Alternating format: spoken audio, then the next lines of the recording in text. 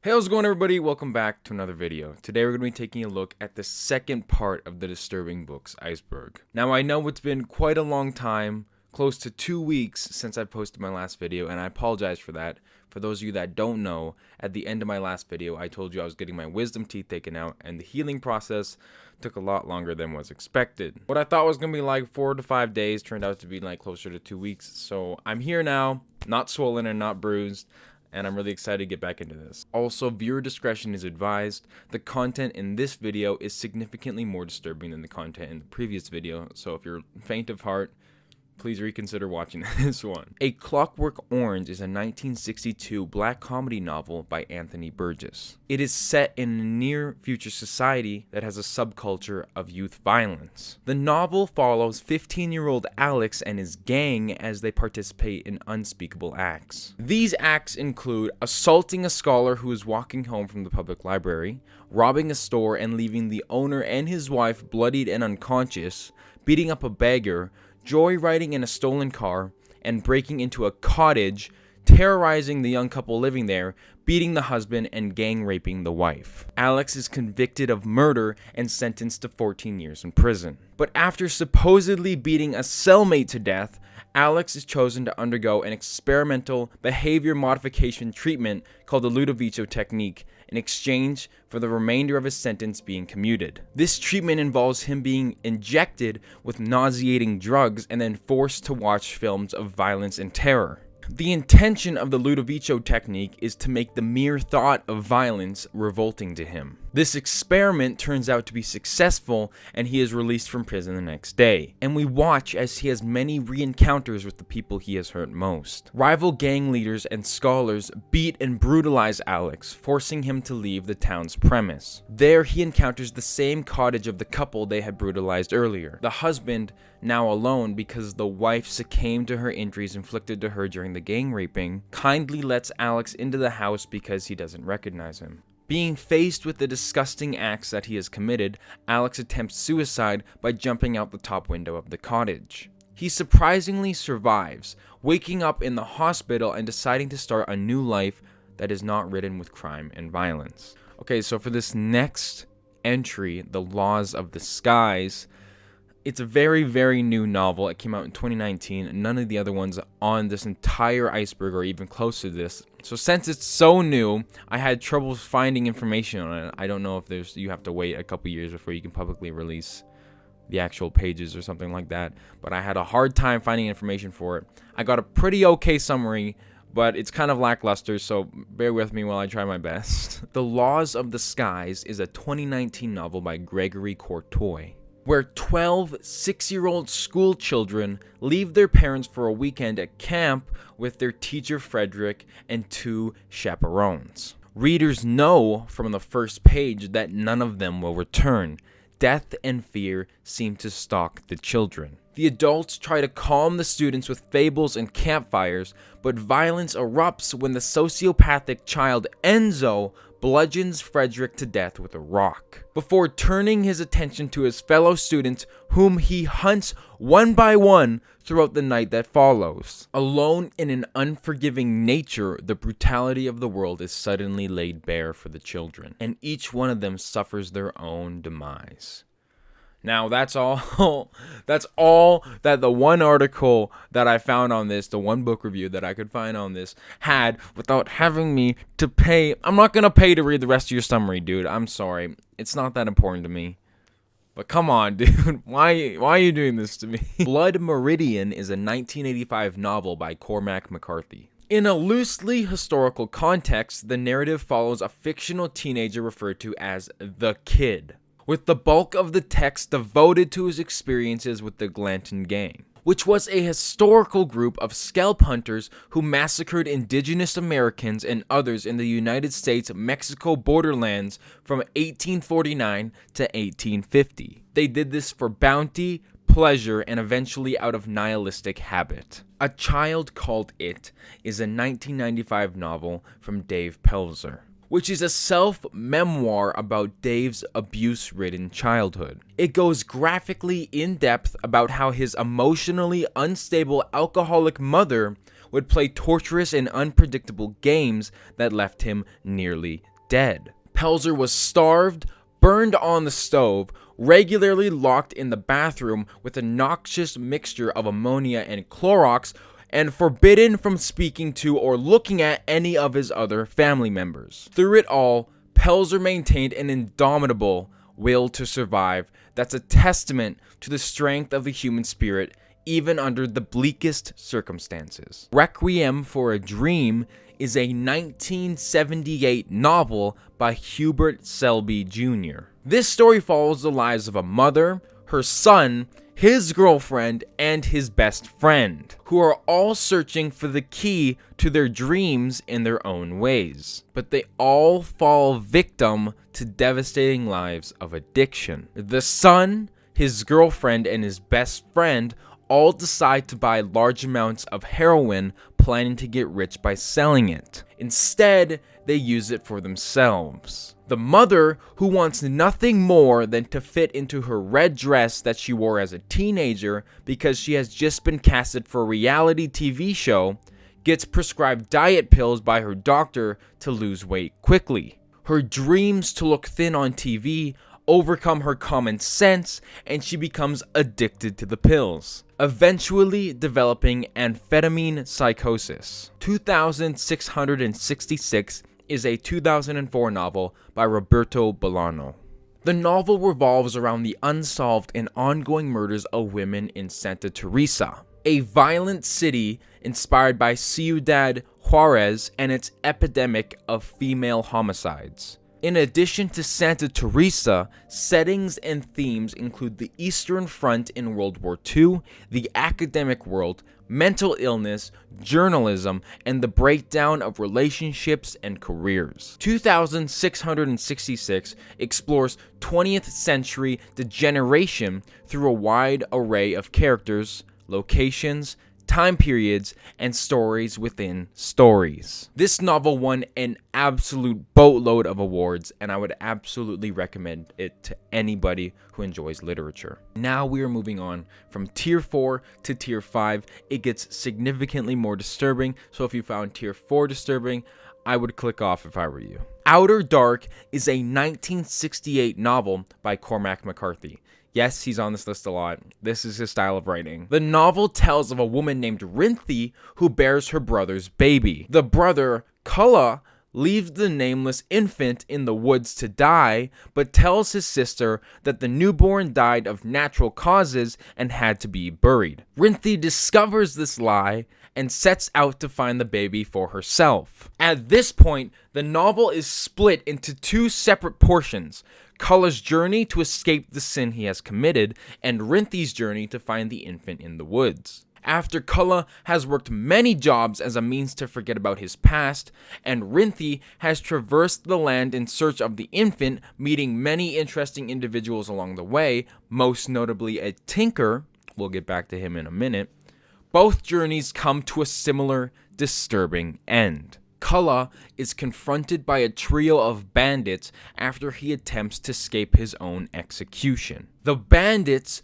present Kulla with his child, who has been burned and is missing an eye, as well as the corpse of the tinker I mentioned earlier. After accusing Kulla of fathering and abandoning the infant, the bandits kill the suffering child and begin to eat its flesh. Rinthi later finds the remains of the scene we just witnessed, the two lifeless corpses of the infant and the tinker. This tier 5 one, what I thought was going to happen is the lower down in the iceberg I got, the harder it would be to find information on the topics. But it turns out that tier 5 is just chef's kiss, blessed with information. So it was actually very easy to research these. I think there's one in here that was very difficult to find a lot on, but all the other ones are like pages each.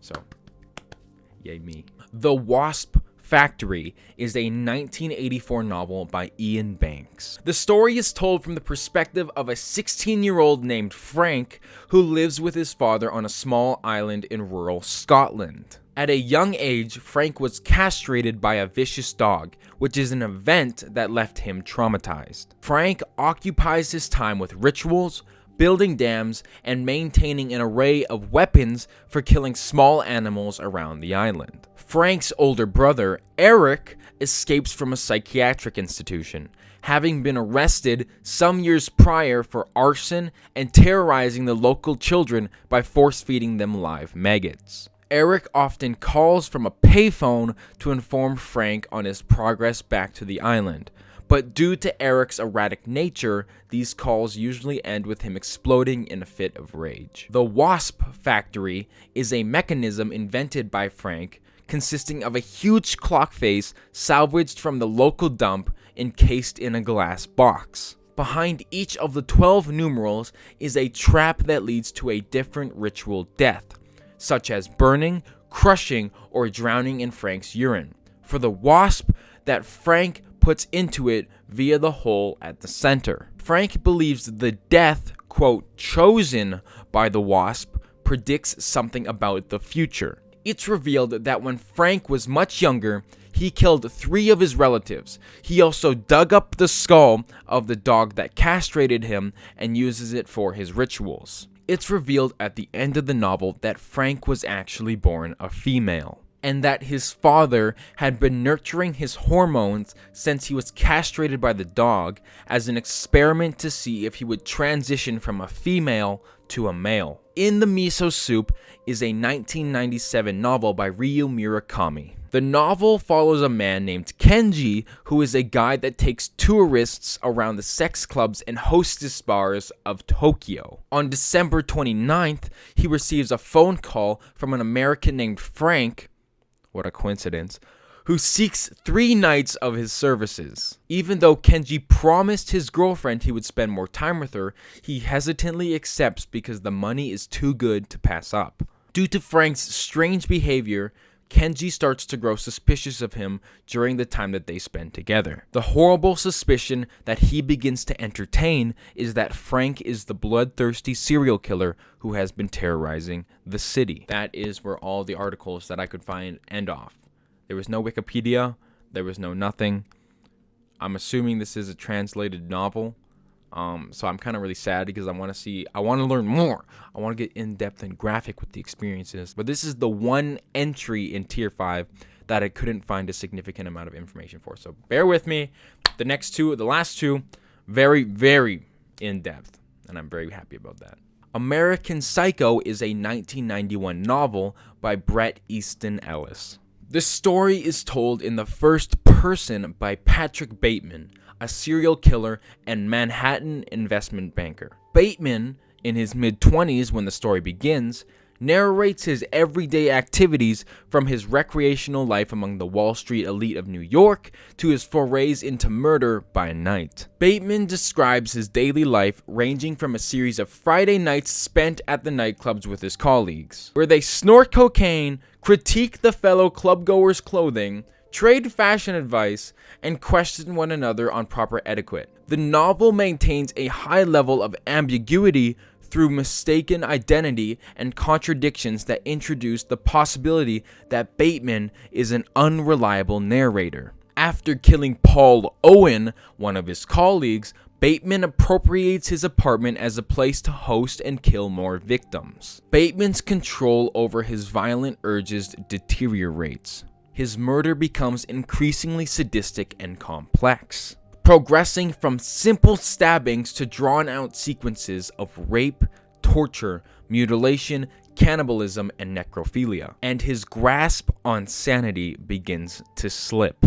On several occasions, he openly confesses his murderous activities to his co-workers, who never take him seriously, do not hear what he says, or misunderstand him completely. Later, Bateman revisits Paul Owen's apartment, where he had earlier killed and mutilated 2 prostitutes, carrying a surgical mask in anticipation of decomposing bodies he expects to encounter. He enters the perfectly clean, refurbished apartment, however, filled with strong-smelling flowers meant, perhaps, to conceal a bad odor. The real estate agent who sees the surgical mask fools him into stating he was attending the apartment viewing because he, quote, saw an ad in the Times, when in fact there was no such advertisement. She tells him to leave and never return.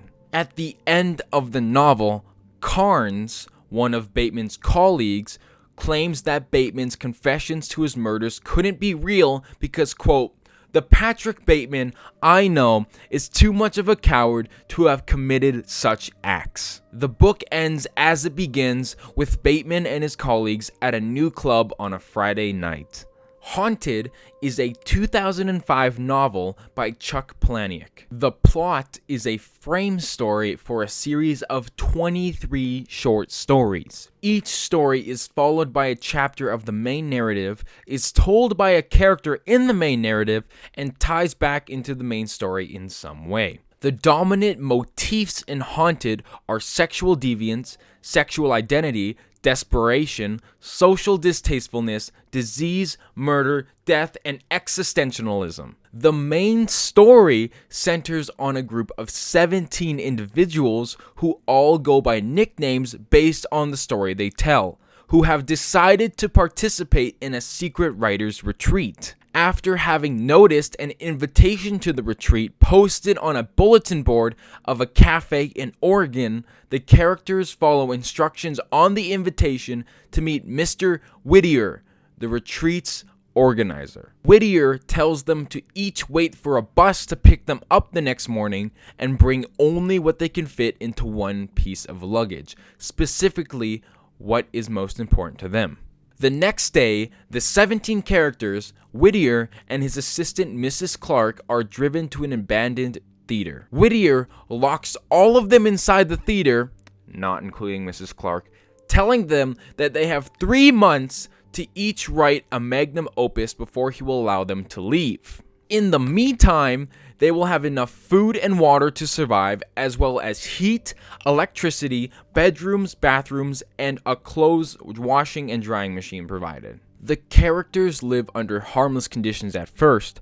However, the group eventually decide that they could make a better story of their own suffering inside the theater and thereby become rich after the public discovers their fate. They begin to individually sabotage the food and utilities provided to them, with each character trying only to destroy one food or utility to slightly increase the drama of their stay. But since the characters are not coordinating their plans, they end up destroying all their food and utilities, forcing all of them to struggle to survive starvation, cold, and darkness. I can't believe how dumb you can be to do this. When I was reading this, I was getting frustrated. I was like, why would you do this? With Whittier accidentally dying from a stomach rupture, the writers find themselves trapped without him. Believing a great increase in their suffering will provide a better story for when they're rescued, several writers start to willingly engage in self-mutilation and cannibalism, doing so to give the pretense that Whittier tortured them. With numerous characters committing suicide, killing one another, or succumbing to their ailments, they continue to formulate their story while the theater somehow repairs its broken utilities. With numerous people dead, Mrs. Clark included, the writers continue to sabotage themselves, such as destroying the lighting and wasting any additional food supplies they find. The 11 remaining writers eventually group in the main theater, only for Whittier to appear and reveal he faked his death and has been observing the writers through hidden cameras, informing the writers that 3 months have passed and they are free to leave. Whittier notes that by continuing to blame him for everything and playing the victim to extreme extents, they haven't acted any differently from the other groups. Meaning, this experiment has been done many times before, and the result has been the same every single time. But anyways, guys, that's the entirety of the second part of the Disturbing Books Iceberg. My next video was going to be the third part of the Disturbing Internet Iceberg, but I'm having a lot of fun doing this one, so I might just put out the third part of the Disturbing Books Iceberg instead. And if you made it this far into the video, I truly do appreciate your support. Or even if you just made it halfway through, I do appreciate all of your support. But anyways, guys, thank you so much for watching. I hope you have a fantastic day, and I'll see you guys in the next one. Bye, guys.